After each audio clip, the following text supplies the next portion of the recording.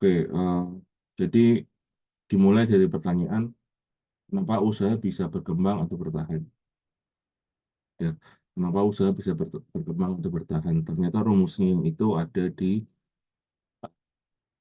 profit ya. Apa usaha itu bisa berkembang atau bertahan itu karena ada profit. Profit itu rumusnya revenue harus lebih besar daripada expenses. Apa itu mas? Profit, revenue, expenses. Bahasa Indonesia-nya apa mas? Ini bahasa Indonesia ini ya. Untung sama dengan pemasukan lebih besar daripada pengeluaran gitu. Siapa yang bertanggung jawab dengan pemasukan? Itu adalah tim marketing, adalah atau uh, tim marketing, timnya sales. Jadi dua tim itu yang bertanggung jawab dengan pemasukan gitu. Ya. Kalau misalnya nggak ada untung, nggak ada profit ya, atau bahasa profit, usaha nggak akan bisa berkembang ya. Usaha nggak bisa berkembang, usaha nggak bisa bertahan. Jadi setiap bulan itu nanti usaha itu bisa bertahan ya karena ada untung tiap bulan, ada untung tiap bulan, ada untung tiap bulan. 3 kali untung eh, bisa buat nabung, bisa buat apa R&D atau nambahin apa namanya produk-produk baru, nah, gitu dari untung itu.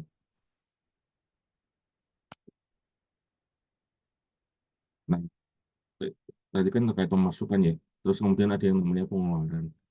Jadi pemasukan itu harus lebih besar daripada pengeluaran agar bisa untung. Terus kebalikannya untung apa Mas? Ya rugi dong. Ya, rugi ya. Rugi, rumusnya ini, pemasukannya lebih kecil daripada pengeluaran. Wah, ini berbahaya nih buat perusahaan. Perusahaan nggak akan bisa bertahan, perusahaan nggak akan bisa lama gitu kan. Bahkan ya bisa bangkrut atau bisa tutup gitu. Ya, ini kita sebagai contoh aja, masukannya pemasukan 100 miliar. Wah, banyak ya pemasukan 100 miliar per bulan. Wah, banyak banget ya. Itu contohnya apa? Contohnya si Gojek, Tokopedia. Masuknya 100 miliar per bulan. Ah, itu belum yang terupdate ya. Itu bisa aja enggak. Ini bisa aja lebih gitu. Jadi melihat eh, ada Gojek di mana-mana, servisnya di mana-mana, masukannya setiap detik itu ada ya. Ada segitu, misalnya 100 miliar per bulan saya bulatkan. Tapi pengeluarannya buat bayar bosnya aja, buat bayar manajer IT-nya aja 300 juta per bulan. Kemudian tim-timnya yang pintar-pintar itu di India dan di mana-mana.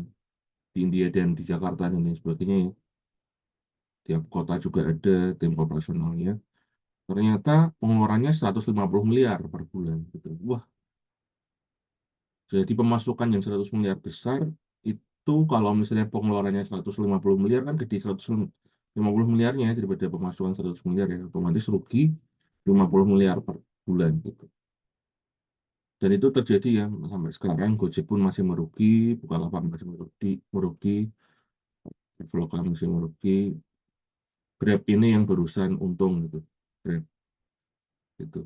Ya kemarin kemarin Tokopedia barusan ningkatin ini ya fee untuk merchantnya, jadi Tokopedia lagi ngejar keuntungan gitu, karena selama ini pun masih rugi gitu. Ya, untuk Gojek Tokopedia. Kita jangan melihat cuman perusahaannya gede, perusahaannya di mana-mana, tapi harus tahu perusahaannya untung atau rugi gitu. Bisa aja orang yang jualan lewat di depan rumah, oh, mungkin cuma jualan mie ayam, jualan siomay, pemasukannya dia tiga katakanlah omsetnya 100.000 sekali jalan ya, sehari. 100.000 sehari, untungnya bisa 300.000 sehari. Pengeluarannya dia cuman buat makan dia aja segala macam sehari 100.000, 120.000 lah sama jalan. Ya, masih untung 280.000 kalau misalnya keuntungannya 300.000 per hari sih ya. Soalnya 500, terus habis itu buat buat makan, buat beli modal, dia masih sisa 280 berarti untung. Jadi saya setelah tahu rumus ini, saya nggak boleh ngeremehin pedagang-pedagang kecil ya. Mending pedagang kecil tapi ada di mana-mana, tapi untung gitu daripada punya perusahaan besar di mana-mana ada ininya, apa brandnya, tapi rugi gitu. Nah, jadi teman-teman harus tahu ya, perusahaan itu harus dilihat dia untung atau ruginya. Kalau perusahaan TBK yang punya title TBK ya, yang perusahaan terbuka itu, teman-teman bisa lihat laporan keuangannya, kemudian bisa lihat untung atau rugi gitu di edx.co.id. Ya, nah, ini nanti kita fokusnya ke revenue ya, kita bahas terkait sama revenue. Revenue ya, atau masukan terjadi karena ada orang yang tahu produk atau solusi kita. Orang setelah tahu produk atau solusi kemudian mau membeli, sehingga terjadi yang namanya sales ya, atau penjualan. Sales atau penjualan terjadi karena exchange values ya, pertukaran nilai tambah atau menyelesaikan masalah sesuatu. Setelah terjadi exchange values ya, pertukaran nilai tambah, kemudian pembeli akan happy, akan membeli lagi atau mereka merekomendasikan produknya atau solusinya ke orang lain gitu. Jadi kalau mau terjadi revenue, ini syaratnya dulu. Yang pertama harus tahu dulu, kamu punya produk bagus nih, atau punya jasa bagus. Apa nih jasanya? Jasanya adalah misalnya yang kayak kekinian sekarang ya, di apa namanya, cleaning tungau di kasur misalnya. Modelnya cuman hydro vakum, kemudian orang yang bisa ngebersihin misalnya. Tapi kalau misalnya eh, kamu nggak bisa jago marketing, nggak tahu orang-orang yang apa nggak bakal order gitu kan. Marketing tugasnya adalah memberitahu ke banyak orang kalau kamu tuh punya produk yang bagus. Memberitahu ke banyak orang kalau kamu punya produk atau jasa yang bagus gitu. Memberitahunya bukan hal yang biasa ya, cara memberitahunya harus harus sesuai ya. Oh, memberitahu kalau misalnya terkait sama tadi ya kebersihan kebersihan kasur atau tungau ya, kamu harus ngiklannya ke mana gitu, harus sesuai ke ibu-ibu muda misalnya yang care dengan furniturnya atau dengan kasurnya biar anaknya itu nggak batuk-batuk atau dirinya sendiri juga terbantu untuk bersihin kasur misalnya. Jangan sampai kamu punya solusi seperti itu, punya solusi hidrovakum yang kasur yang bersihin tunggal, tapi iklannya ke anak-anak sekolah ya nggak bakal order ya anak-anak sekolah, bukan marketnya gitu.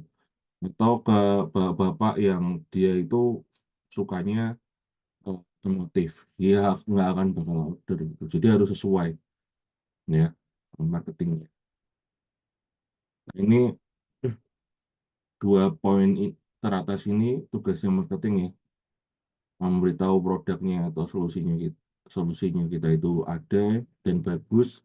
Kemudian sampai dia mau membeli, lah kok bisa tugasnya sampai marketing itu mau membeli, bukannya itu tugasnya orang sales. Marketing itu harus membekali sales, cara ngomongnya itu seperti apa, itu tugasnya marketing juga. Biar sales yang eksekusi, biar sales yang follow up gitu. Maksudnya gimana Mas? Misal nih kamu jualan mobil, mobil Brio misalnya yang kita tahu secara umum. Mobil Brio untuk ibu-ibu cara ngomongnya berbeda dengan jualan mobil Brio untuk anak remaja SMA gitu. Ya.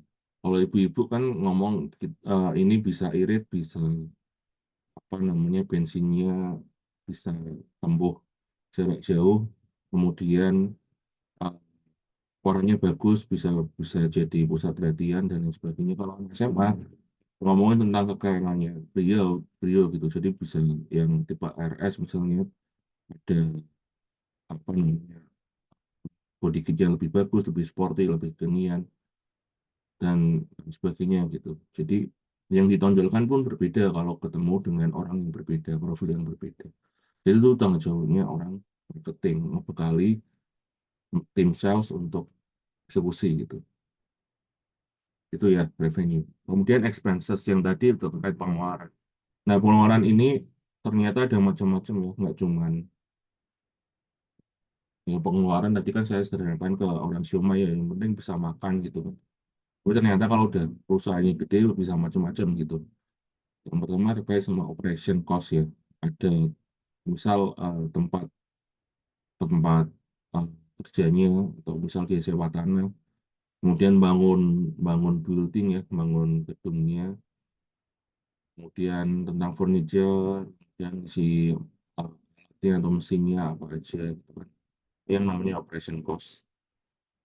Ya ini bisa bisa beli atau bisa sewa gitu kan.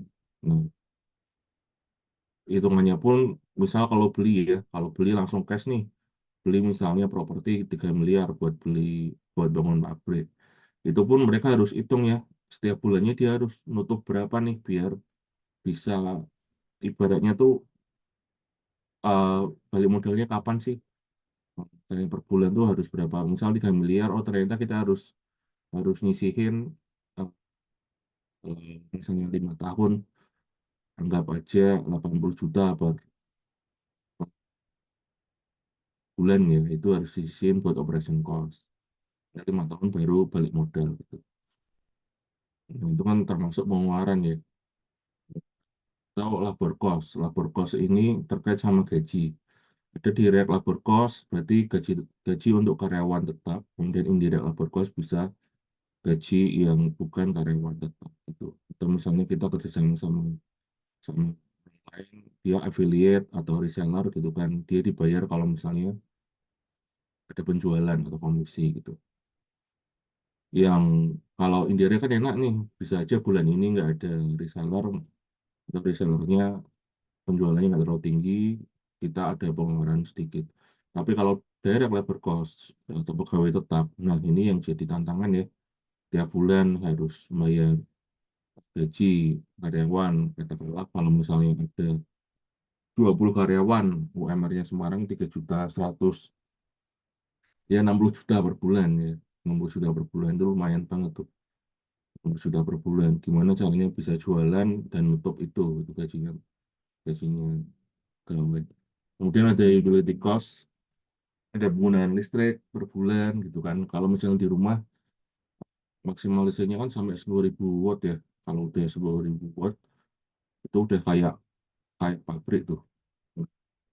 Misalnya punya KWH 10.000 watt itu ya minimalnya nanti per bulan listriknya bisa di 3 juta itu ya kalau nyewa yang sampai 10.000 watt. Kalau misalnya di pabrik ya otomatis listriknya lumayan ya bisa sampai 5 juta 10 juta per bulan gitu. Kemudian ada vehicle fuel, ada kayak bensin ya. Kalau misalnya kita mau prospek ke klien, ya itu kan ada transportnya, dan isi bensin, dan lain sebagainya. Itu ada utility cost. Kemudian ada etc. Ada administratif. Jadi ternyata untuk punya usaha pun nggak hanya yang penting jualan, tapi harus punya administratif yang bagus ya.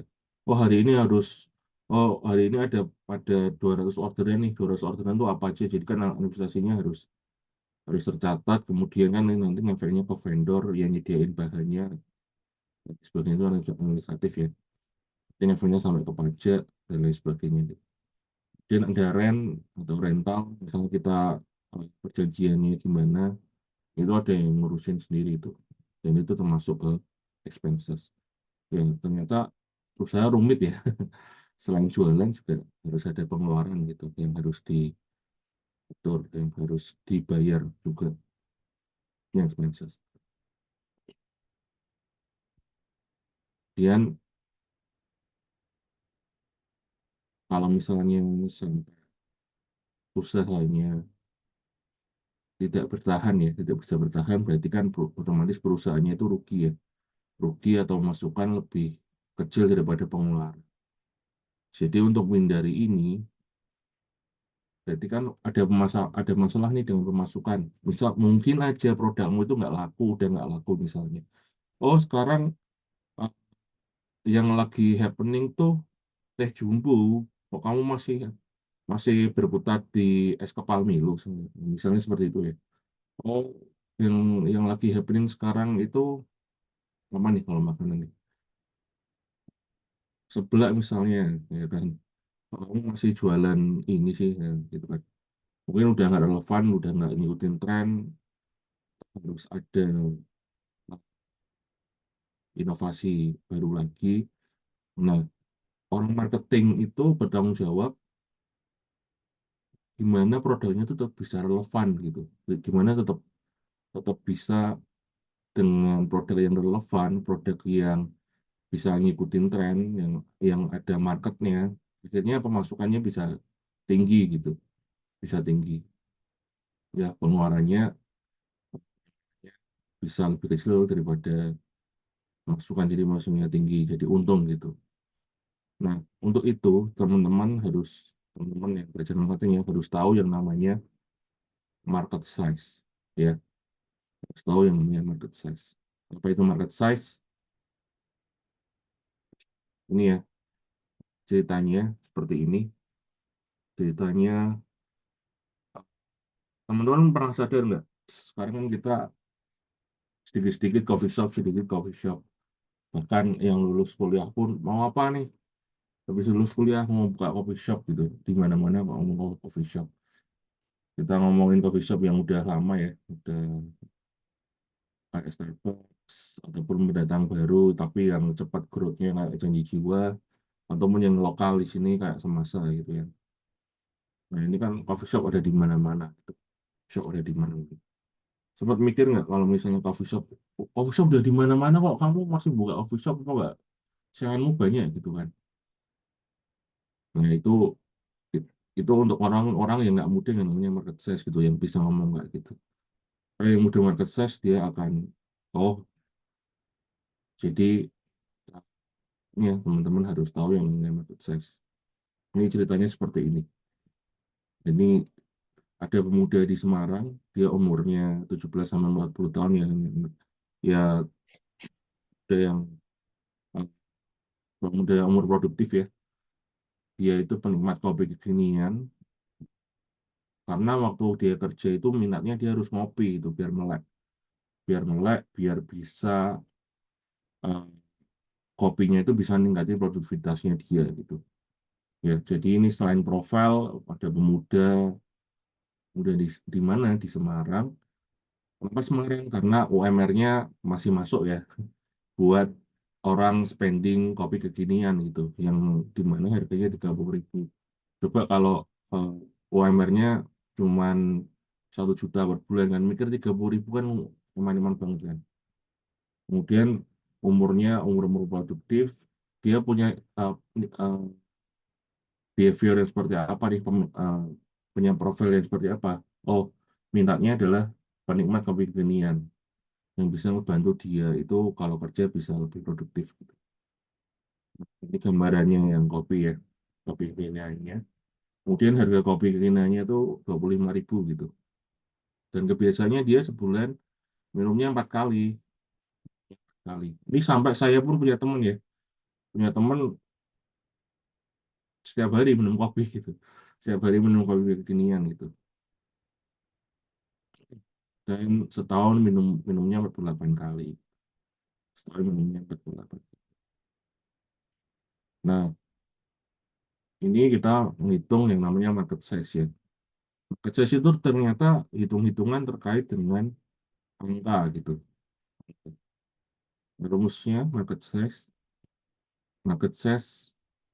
N kali P kali Q. Total dari konsumen potensial. Ini kan namanya total konsumen potensial. Total si konsumen yang punya profil seperti ini ya, yang kiri tadi. Dikali rata-rata harga jual, ini harga jualnya 25.000.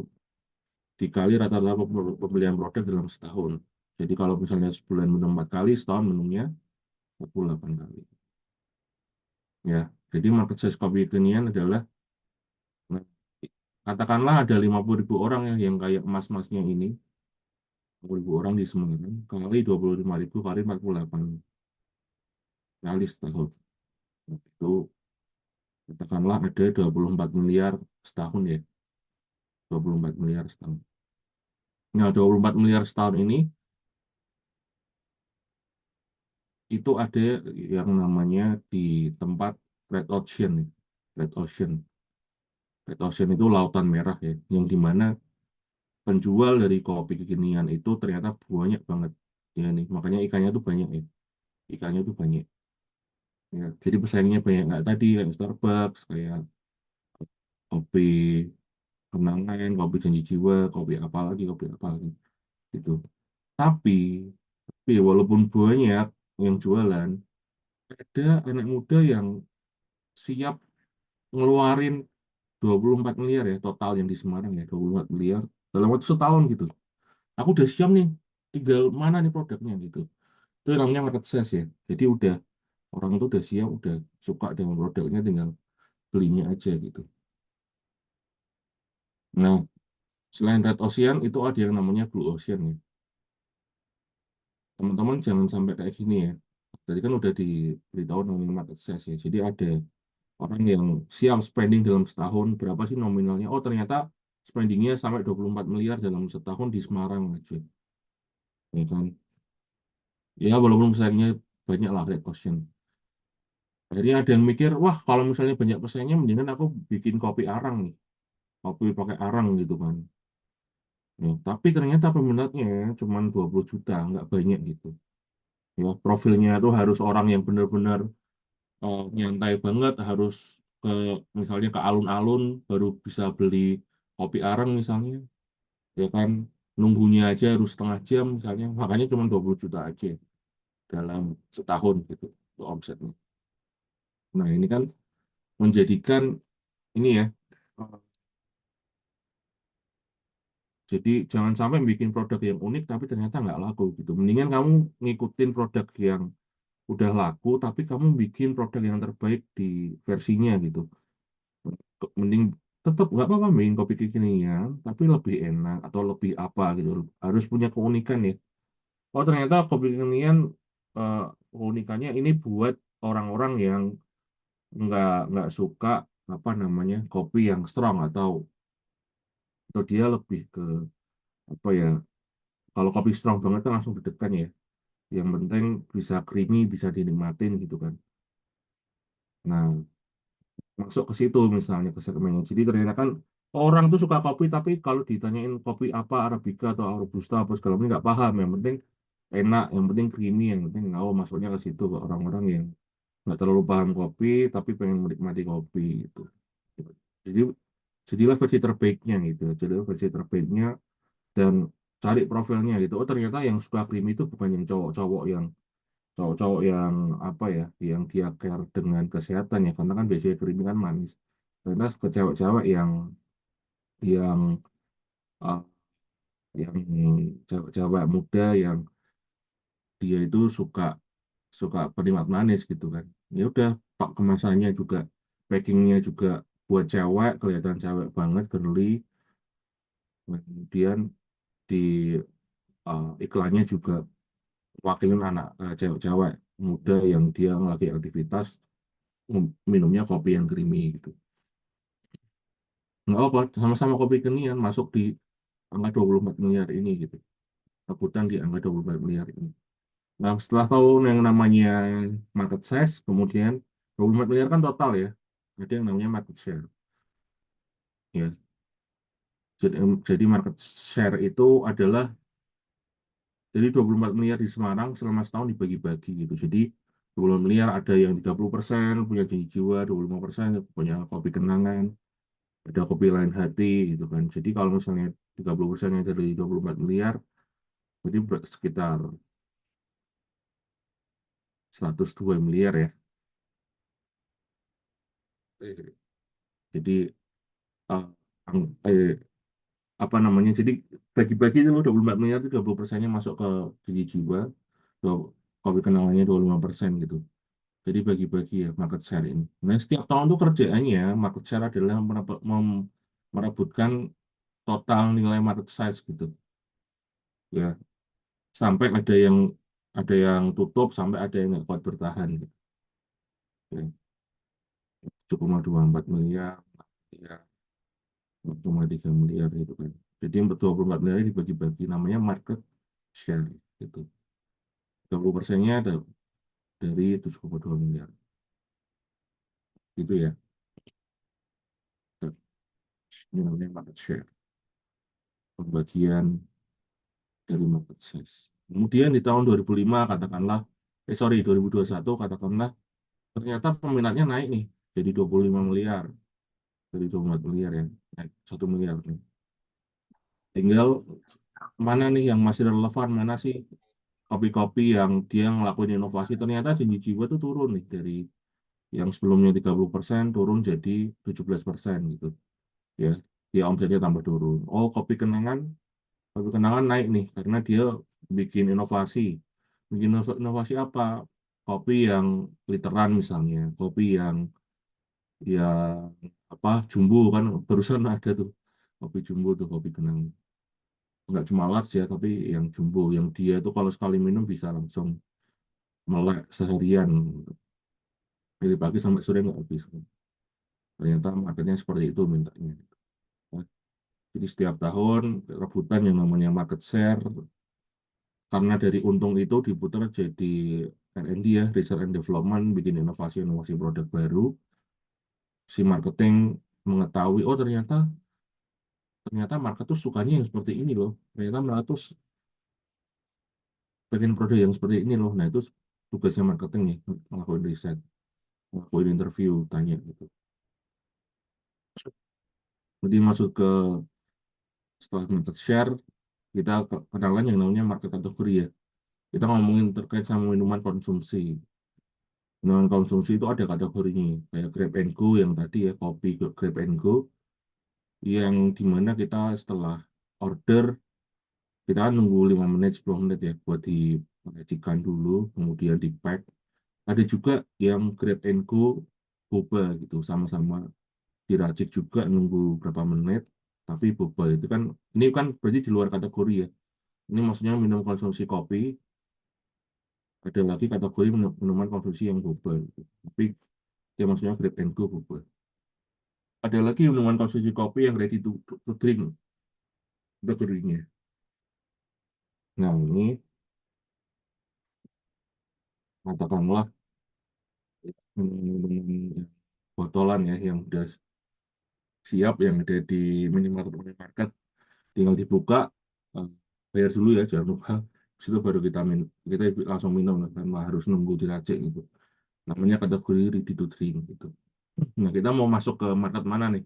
Kalau marketnya tadi ya, janji jiwa ternyata kopi kekinian yang Grab and Go itu 24 miliar sebulan di Semarang. Nah, ready to drink bisa aja ternyata 100 miliar gitu. 100 miliar di Semarang. Karena kan harganya murah ya, murah, murah tapi di mana-mana gitu. Nggak perlu apa, nggak perlu buka outlet dulu baru baru bisa jualan gitu kan. Dia tinggal nitipin di outlet-outlet di minimarket gitu kan.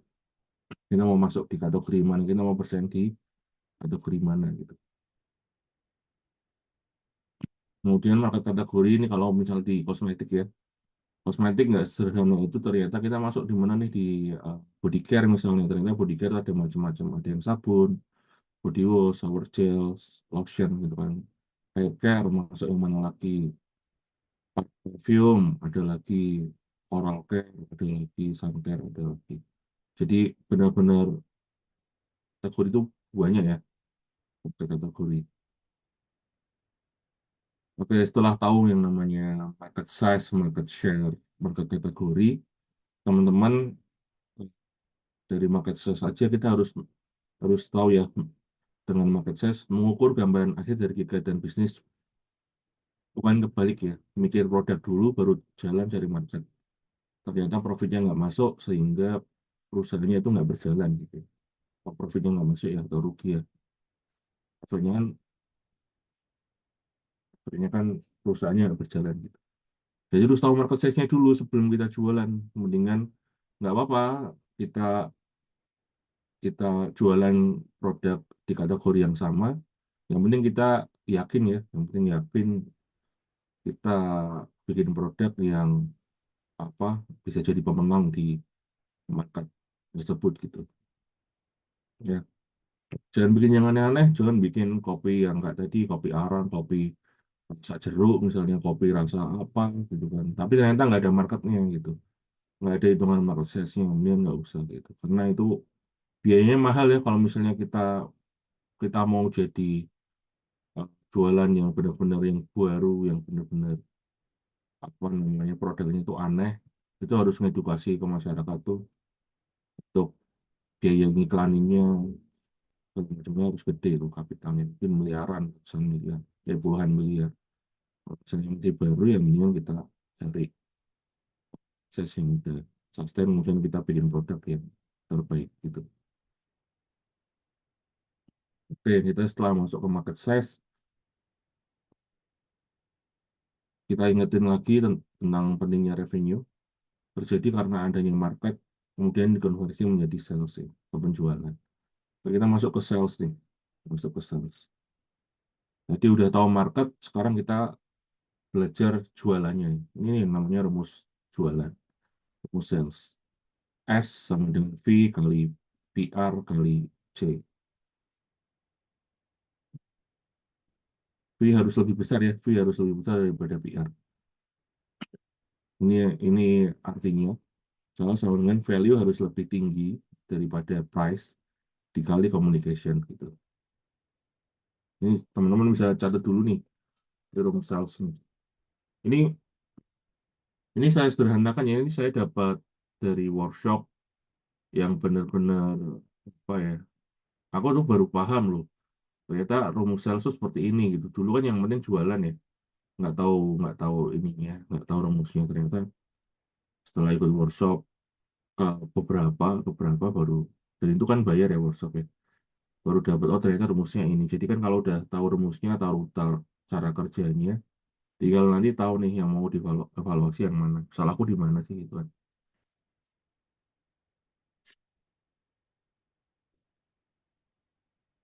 Oke, saya jelasin ya.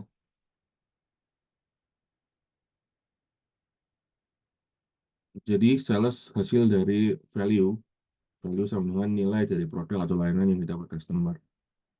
Price, harga yang dibayar customer untuk dapat value ya. Di value kan tadi value exchange ya, pertukaran ya.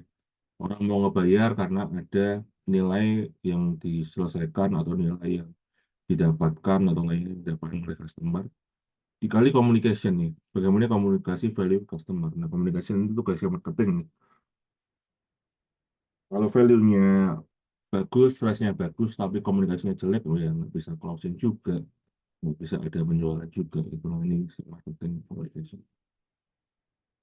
Jadi kita eh, kalau mau jadi pemenang tuh harus punya value setinggi-tingginya ya. Tapi value itu ada dua nih ternyata. Value fungsional dan value emosional gitu. Apa itu value fungsional? Ini saya jelaskan ya. Ini ceritanya kita punya produk yang buat teman-teman mendaki gunung ya. Terus kemudian mau apa namanya? Ya nginep beberapa malam di bawah bintang ya. Jadi kan buat tidur ya. Oh, fiturnya tuh ada yang namanya tudung, ada produk dada ya, chest bevel. Ada resettingnya juga, ada settingnya juga biar bisa tambah anget ya, nutupin semua. Kemudian leopard mau desain, jadi ini bisa secara gerakan bisa lebih fleksibel gitu. Kalau misalnya kita mau nekuk kakinya dikit atau gimana gitu. Ya, ini yang namanya fitur. Ini fitur. Ada dudung, ada penutup dada, dan seterusnya gitu. Kemudian kan dipakai ya, kemudian dipakai saat eh, yang mendaki itu kan. Saat mendaki, saat kemudian kita kenal yang namanya benefit ya. Efek dari fitur adalah benefit, membantu menjaga tubuh hangat di malam yang sangat dingin gitu. Ada fitur, efeknya benefit. Itu menjaga tubuh hangat di malam yang sangat dingin. Gitu. Kemudian ada yang namanya value. Value itu yang dirasakan ya sama customer. Kalau benefit itu yang kita buat sebagai pembuat produk, itu efek dari fitur. Value itu yang dirasakan customer ya. Ternyata tidurnya akan nyenyak sehingga pas bangun bisa sehat dan beraktivitas lancar. Itu value.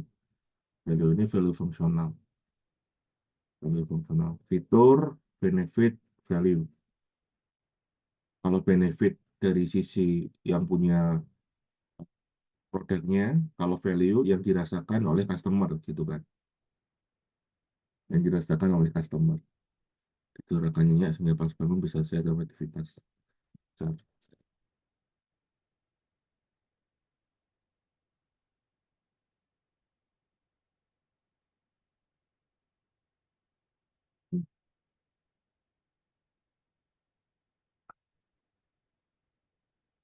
Oke, yang kemudian value fungsional.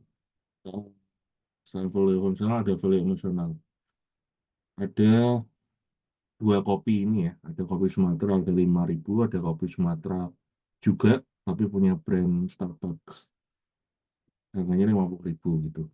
Ini maaf nih kontennya sebenarnya kan apa, sebelum ada masalah di Gaza ya, belum diupdate nih. Secara fungsional, kopi fungsionalnya sama nih, sama-sama bikin melek, sama-sama bisa bikin bersemangat, sama-sama bikin fokus juga. Karena setelah minum ini kan rasanya kan deg-degannya, heart rate-nya naik ya. Heart rate-nya naik, kemudian melek langsung. Kerjaan bisa langsung lebih fokus, bisa lebih cepat kerjanya gitu. Tapi secara value emosionalnya ya, si ceritanya Kopi Sumatera ini dinikmatinya, dia ceritanya asalnya dari Medan nih. Nikmatinya di warung-warung pinggiran gitu. Warung-warung pinggiran, jalan raya gitu. Yang tenda-tenda. Nggak ada emosionalnya sama sekali yang dibangun. Cerita yang dibangun tuh nggak ada. Storytelling yang dibangun tuh nggak ada. Jadi ya kasih 5.000, harga 5.000 ya oke lah. Tapi si Starbucks dia punya cerita ya, dia punya storytelling yang itu ngefeknya ke emosionalnya kita. Ceritanya dia tuh pengen mesejahterakan petani loh. Jadi petani-petani lokal itu dibayar lebih mahal dari biasanya orang beli, pengulak-pengulak yang beli yang biasanya berapa, dia bisa dua kali lipatnya gitu kan. Jadi sejahtera petaninya.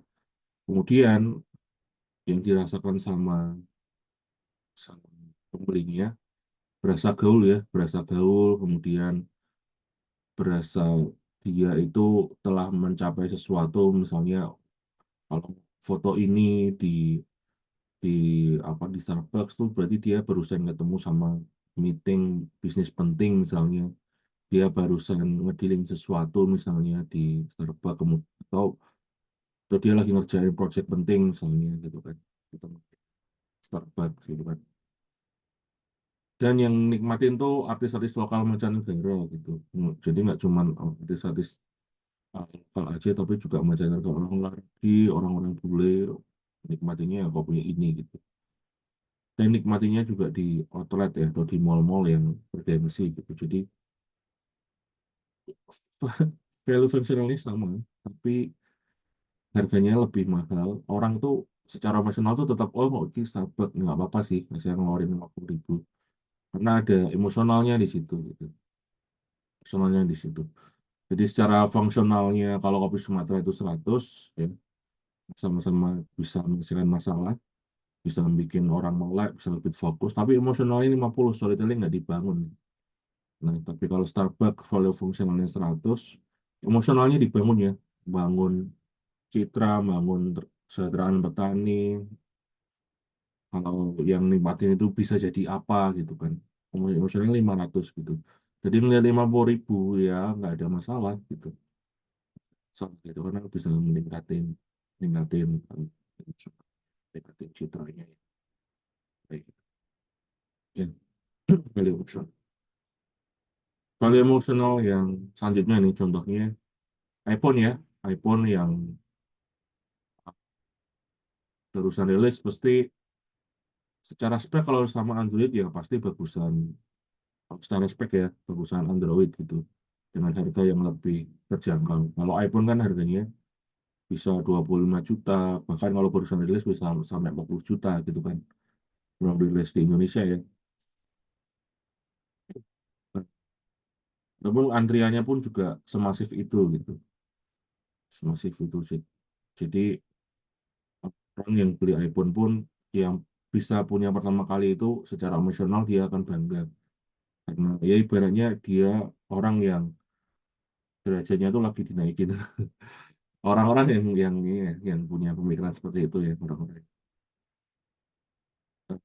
emosionalnya ada di ya gengsi gitu. Misalnya gengsi itu bahkan di luar segmennya si iPhone ini kan biasanya iPhone ini buat orang-orang profesional, orang-orang yang eh, bekerja keras, orang-orang yang berani menabrak status quo. Jadi kalau teman-teman ingat eh, iklannya Steve Jobs yang dulu banget, yang tahun 80-an, kalau misalnya Albert Einstein masih hidup, dia kerjanya pakai laptop Apple kok gitu kan. Nah, Albert Einstein tuh yang berani mendobrak sesuatu status quo ya. Status quo itu hal yang biasa aja, hal yang udah jadi hal yang biasa, hal yang pada umumnya. Dia mendobrak pemikiran gitu kan. Akhirnya menjadi menjadikan pemikiran-pemikiran baru itu jadi hal yang baru lagi. Kalau Malcolm X, orang yang mendobrak kulit hitam itu harusnya setara dengan kulit putih, masih ada, itu namanya Steve Jobs ya. Dia pasti akan bekerja pakai laptop Apple gitu. Ini yang dijadikan eh, emosionalnya yang dibangun Steve Jobs itu. Efeknya sampai di Indonesia tuh sampai dijadiin jokes seperti ini gitu. Ano lang, aku mau tanya kan nih, sekarang idaman kamu tuh kampus sekali kan apa sih? Wala sampai 20, 2013, ada. Jadi eh, sampai emosionalnya yang dirasakan nggak cuma customernya aja, tapi juga di luar dari customernya ya, di luar dari segmennya gitu, di luar dari segmennya. Bahkan anak-anak muda pun udah bisa ngerasain emosionalnya terkait iPhone gitu. Ano lang, aku mau tanya. Oh ya, baik lagi ke ini, ke rumusnya kita ya, value tinggi-tingginya. Kita fokus ke bagian C, communication. Karena kita nggak bisa fokus ke price ya, price itu kan banyak cost yang terkait sama cost. Price itu kan terkait sama cost. Kita nggak bisa bahas itu. Kita fokusnya ke yang bisa kita kendalikan aja, yang value sama communication. Oke. Apa itu communication ya? Nah, ini saya kasih cerita, ini comparison aja nih. Misalnya kamu ya, kamu jualan ya dengan rumus yang tadi, value price communication. Value 200, harganya 150. Jadi kurangi aja ya, dikali 2. Komunikasinya nilainya cuma 2. 50 kali 2 ya 100. Tapi ada kompetitor nih, komunikasinya 4. Ini sama-sama nih, ceritanya sama nih. Sama-sama produknya sama. Sama-sama jualannya sama. Ya, makanya 200 kurangi 150. Tapi komunikasinya lebih bagus gitu. 10 kali 4 ya. Nah, nilainya 200. Otomatis yang menang yang kompetitormu gitu. Yang kompetitormu. Contohnya ya, contohnya kalau misalnya orang jualan, dia lebih aktif, ya, fast respon, enggak kalau misalnya apa, ditanyain dia bisa ngejawab dengan solutif gitu kan, enggak hahe. Kemudian kalau misalnya janjian, misalnya janjian nih kita mau dealing nih, besok harus ketemunya on time jam 9 ya jam 9. Nah itu kan termasuk communication, itu yang dijaga ya. Terus kalau nilainya bagus ya udah, yang akan jadi pemenang gitu. Communication.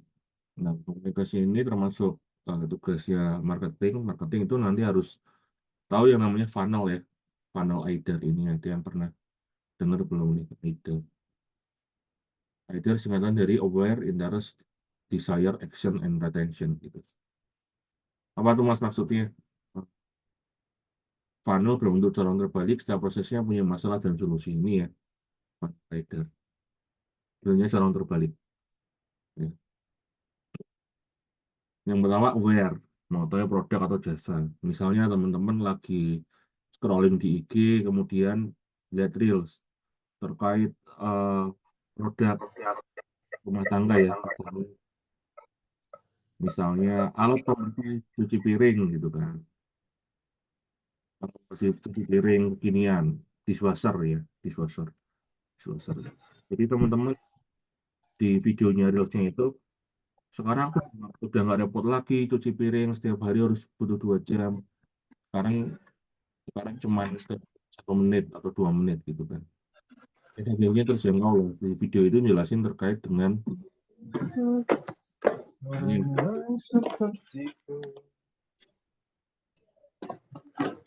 Nah, setelah itu eh, setelah nonton reelsnya ya terkait sama dishwasher yang dia ngomongin tentang pain-nya, tentang masalahnya ibu-ibu muda yang biasanya sehari itu dia cuci piring 2 jam, ternyata sekarang bisa 2 menit. Ternyata harganya juga nggak mahal, harga produknya, dan ternyata sekali cuci piring juga nggak mahal mahal banget lah dibandingin dengan cuci manual yang biasanya pakai sunlight. Dia cuma butuh listrik dan sabunnya itu cuma 2.000 sekali cuci sehari, ya kan? Kemudian setelah reelsnya selesai dia ngomong cek link di bio gitu kan. Wah, cocok nih. Wah, ceritanya ibu-ibu muda. Cocok nih, ini sesuai dengan kebutuhan saya. Setiap hari saya pikirin sampai pegel-pegel gitu kan. Nah, terus cek link di bio kan berarti punya ketertarikan ya. Itu masuknya ke interest ya. Masuknya ke interest, punya ketertarikan. Habis itu ternyata linknya itu link ke 120 dia cari dulu. Dia ngeklik, kemudian dia membaca apa namanya kepo ya, baca terkait sama fitur-fiturnya apa aja, dia kepo, kemudian tanya ke adminnya, Mbak kalau misalnya ini wattnya apakah langsung 2000 watt, kalau misalnya di saya rumah 2000 watt apa bisa, oh ternyata bisa kalau misalnya 2000 watt itu cuman 2 menit atau 3 menit habis itu turun dayanya gitu kan, masih aman Bu. Oh ya oke.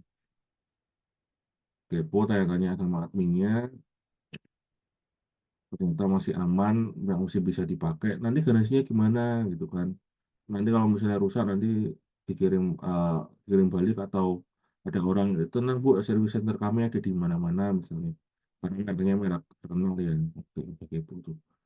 Jadi bisa klaim garansi di kota ibu gitu. Oke, akhirnya action lah mau bayar nih, mau bayar. Waduh, bayarnya 5 juta ya harganya ya. Ada nggak sih biar biar nggak harus langsung keluar 5 juta, ternyata pakai cicilan kartu kredit 0% tuh bunganya.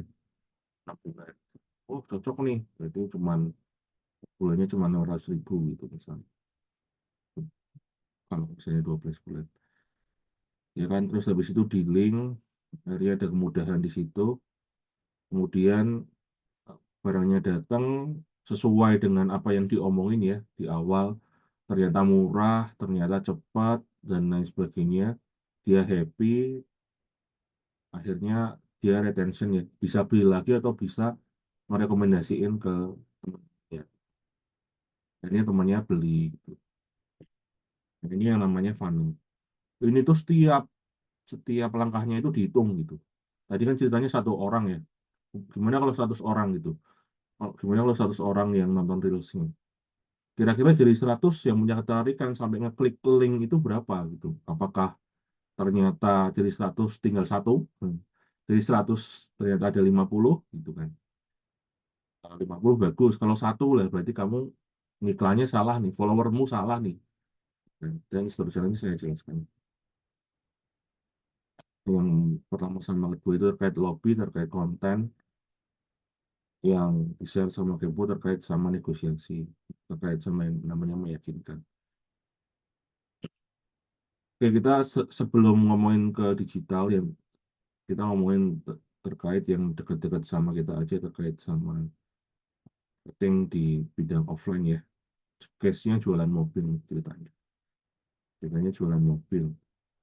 Kita masih ada sales yang sama-sama produknya sama, sama-sama jualannya sama, misal Brio, misal CRV, HRV misalnya. Tapi kalau ada sales yang bisa jualannya bagus, bisa jadi sales terbaik. Tapi ada sales yang dia ternyata 3 bulan akhirnya di layoff karena nggak bisa ngelakuin target penjualan gitu. Ternyata salah satunya adalah dia harus menguasai komunikasi ya, komunikasi. Komunikasi yang dimana itu termasuk bagian dari corong yang funnel tadi. Ini ceritanya kita sebagai customer ya, sebagai customer harus mengetahui produk atau jasa nih. Jadi ceritanya kita lagi di jalan ya, melihat pengen beli mobil, ada keinginan beli mobil, ada keinginan beli mobil, terus ada baliho atau banner atau videotron terkait mobil listrik ceritanya, mobil listrik yang terjangkau, tapi buat ibu-ibu, ini ceritanya ini ibu-ibu nih yang beli. Pertamanya sebenarnya kita nggak butuh-butuh banget karena kan kita udah punya mobil ceritanya. Tapi kok setiap hari ngelihat terus gitu, ngelihat terus di jalan tuh setiap hari ngelihat si iklan ini nih, si mobilnya ini nih di Videotron, kok bagus ya.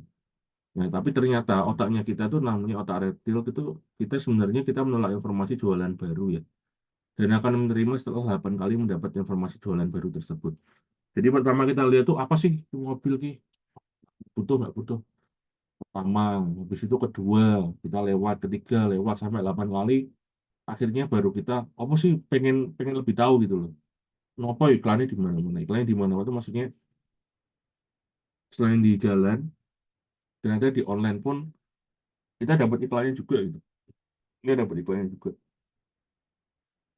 Sambil scroll-scroll list, reel, tiba-tiba ada iklan si mobil itu. Ya, karena si marketingnya jago nih, ini ada ibu-ibu muda ya pasti mobilnya mobil ini loh. Wah, gitu kan. Ditanya dia ngiklanin untuk profil ibu-ibu muda yang barusan nikah, yang ngurusin anak, yang kegiatannya minatnya mesti belanja, entah belanja di pasar ataupun belanja di mall gitu. Ya kan, setelah itu, setelah tahu iklan di online ataupun offline, ibu-ibunya jalan-jalan ke mall nih. Ternyata ada stand-nya, stand-nya terkait mobil tersebut. Kemudian ada sales bagian brosur.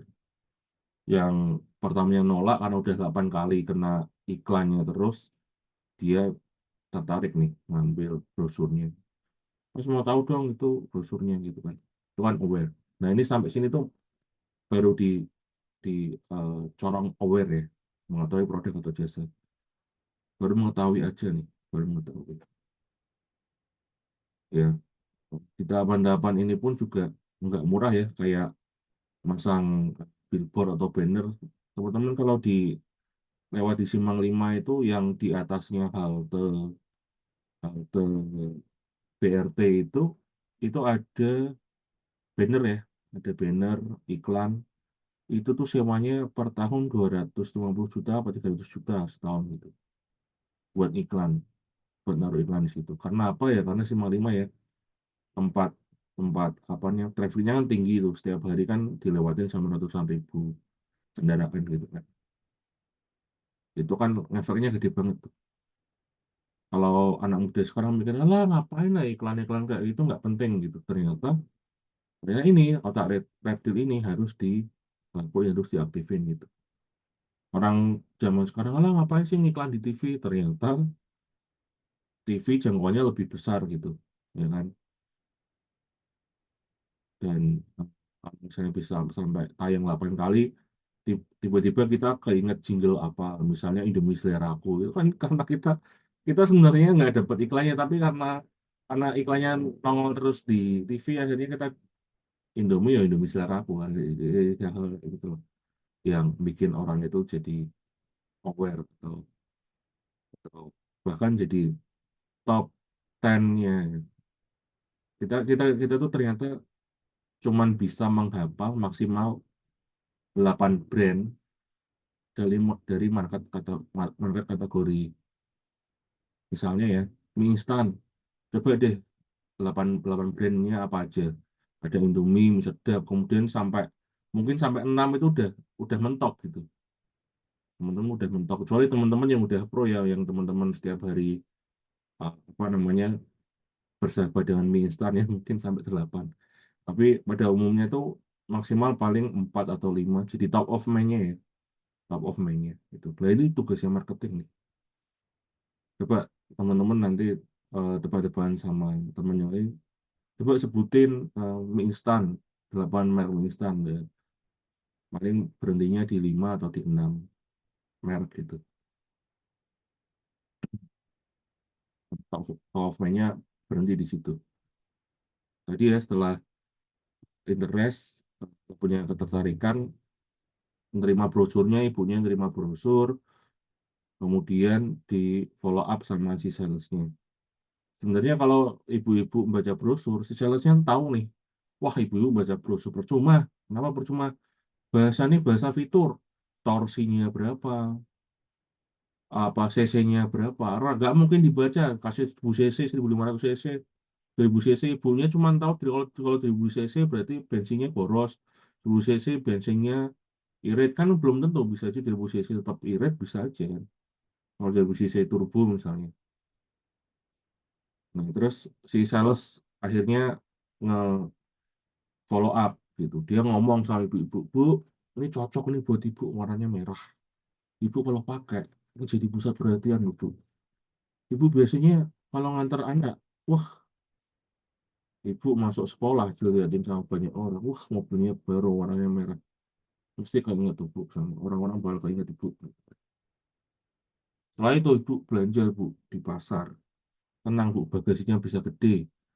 Ya, ibu mau belanja tanaman sampai belanja atau belanja makanan-makanan yang biasa, daging-dagingan, ini bagasinya luas dan ibu nggak khawatir bau ya, karena ini sedan ya, jadi bagasi antara bagasi dan apa kursi depan itu baunya nggak bakal kecampur, tenang bu, aman.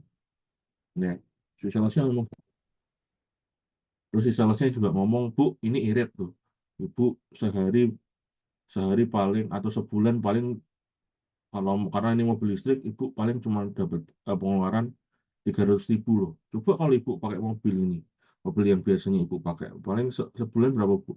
1 juta. Lah, ibu masih bisa nabung 700.000 bu. Karena ini cuma 300.000 sebulan, ibu bisa. Oh, ibunya senang. Senang kemudian ngomong sama suaminya langsung, ya wes, mau dikomori terus, saya nggak tenang kan. Ya, terus ibunya test drive. Ya, kan.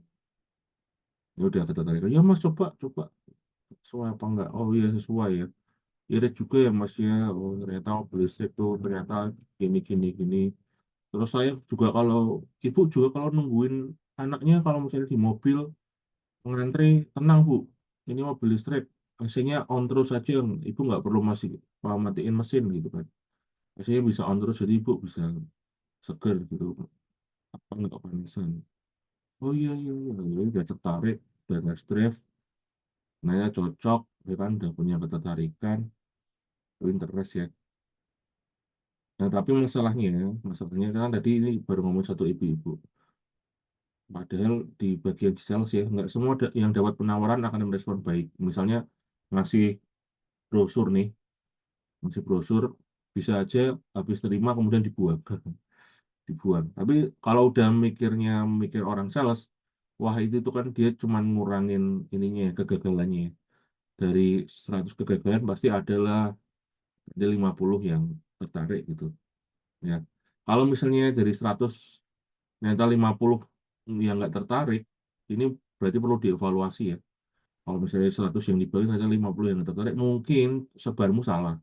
Kamu jualan mobil ini, kamu masang standnya di mall, mallnya coba dicek dulu, mall yang menengah ke atas nggak, kira-kira menengah ke atas itu orang-orang yang datang tuh mampu misalnya beli mobil yang 300 juta ke atas misalnya. Ternyata kamu di mallnya salah, kamu mallnya mall yang ekonominya orang-orang yang datang tuh biasanya menengah ke bawah misalnya. Ya berarti harus evaluasi, pindah tempat, kamu pindah ke mall yang menengah ke atas, contohnya Paragon misalnya, atau Queen City misalnya, atau DP Mall, itu kan marketnya menengah ke atas. Itu harus sesuai ya jualannya ya. Trafficnya di mana sih orang-orang dengan pembelimu tuh profilnya seperti apa tuh harus sesuai gitu. Kemudian layani dengan lead ya. Layani lead dengan 3S, sorry. Layani lead dengan 3S. Lead itu calon pembeli ya, lead. Senyum sapa salam yang tulus. Baik secara offline atau online ya. Selamat pagi, ya kan. Senang bisa membantu ya. Semoga sehat selalu dan sebagainya. Senyum sapa salam. Dan harus fast respon ya. Orang datang, celingak-celinguk, nggak ada yang ngelayanin, ya bete juga. Akhirnya males. Padahal kalau misalnya dilayani dengan baik, pasti akan ya walaupun kalaupun nggak closing, nggak jualan, minimal kamu direkomendasikan lah ke temennya gitu. Jadi bagus nih salesnya nih, kamu sama ini aja gitu. Kalau beli ini, kemudian harus paham produk ya, atau service knowledge yang tadi ya, harus paham produknya, atau service knowledge. Dan itu sebenarnya jangan ngomongin fitur. Coba kalau ibunya tadi salesnya ngomongnya, Bu, ini 1000 cc loh Bu, Bu, ini torsinya 250 Newton meter, Bu, bagasinya eh, berapa ya 3.000 liter misalnya, nggak mudeng ibu nggak mudeng ngomong fitur kayak gitu ya wis kasih bahasa-bahasa yang ibunya pahami gitu. Nah itu tugasnya si marketing ngasih info ke sales, bahasanya harus kayak gini ya kalau per ibu-ibu. Nah itu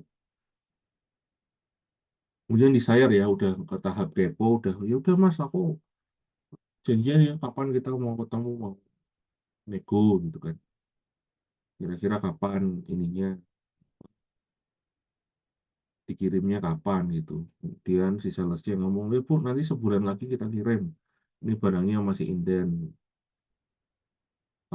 Terus dapat apa aja Pak? Gitu kan.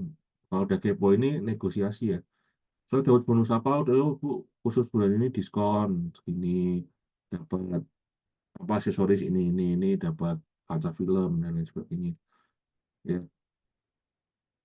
Nah, waktu negosiasi ini tuh kenali sakit atau kebutuhan di lebih dalam ya.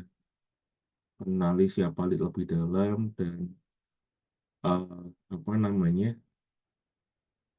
yang ini berikan value fitur yang tadi saya infokan, jangan ngomongin tentang apa namanya 1000 cc tapi ngomongin irit aja lebih mudah.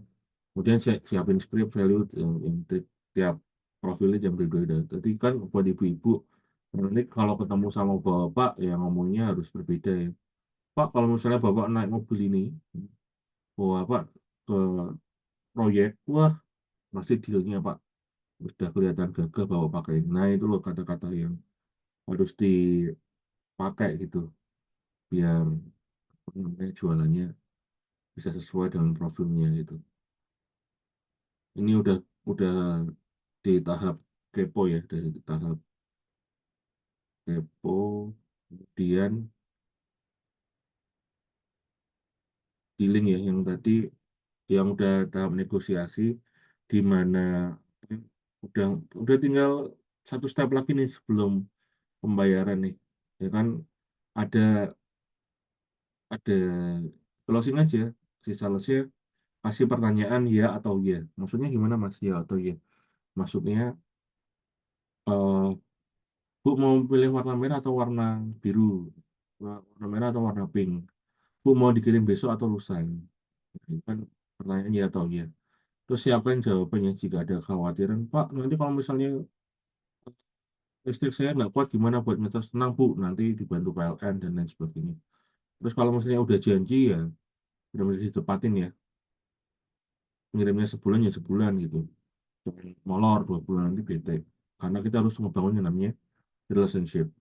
Benar-benar hubungan yang bagus dengan pelanggan gitu. Hubungan yang bagus dengan pelanggan gimana? Apakah harus kita kirim kado tiap tahun, misalnya kalau itu dia ulang tahun? Nggak harus ya. Cara, cara apa namanya? Cara mudahnya, cara murahnya ya. Kalau misalnya dia ngupdate story apa, kita bisa komen, wah bagus ya Pak, ini tempatnya, misal dia lagi trip, misal dia lagi sakit, Pak, semoga lekas sembuh. Udah, itu hal-hal biasa yang bisa kita lakuin ya, yang murah, yang kita bisa bangun relationship ke pelanggan gitu, customer. Akhirnya kalau kita udah bangun relationship, kliennya mau beli lagi, gitu. Bahkan rekomendasiin ke orang lain. Gitu. Kemudian setelah itu kita lakukan evaluasi ya, kita lakukan evaluasi, ada final order, kalau misalnya tadi ya, nyebar brosurnya kurang dari 50%, berarti mungkin salah tempat. Kalau misalnya setelah nyebar brosur ternyata orangnya tuh nggak kepo-kepo ya, dari 50 kemudian turun ke 25 atau kurang dari 25, berarti mungkin caranya kita memahami produknya kurang pas, ngomongnya kita kurang pas, kita masih kebanyakan ngomong fitur, kita nggak ngelakuin senyum sapa salam yang baik, kita nggak fast respon misalnya.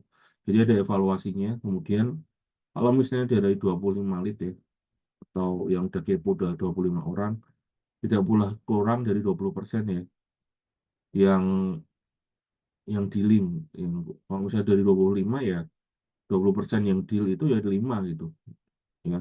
Ini rumusnya yang namanya Pareto gitu. Rumusnya Pareto.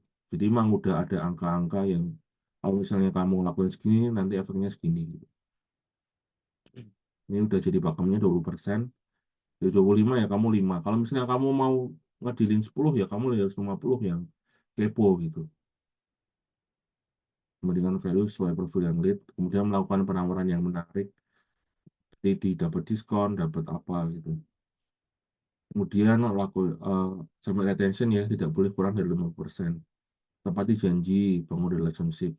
Jadi tetap ada pembeli yang repeat order gitu tuh harus ada gitu. Jadi kalau misalnya kamu jadi penjual yang bagus adalah deal rate-nya itu 20% sampai 30% ya. Dari orang yang interest sampai orang yang deal ya. Dari interest orang 50 orang, orang-orang yang punya ketertarikan, kemudian dealnya 10 orang, itu bagus gitu. 10 sampai 15 orang berarti jualanmu bagus. Ya ini udah rumusnya, rumus Pareto. Dan ini balik lagi ke sini ya, rumus sales ya.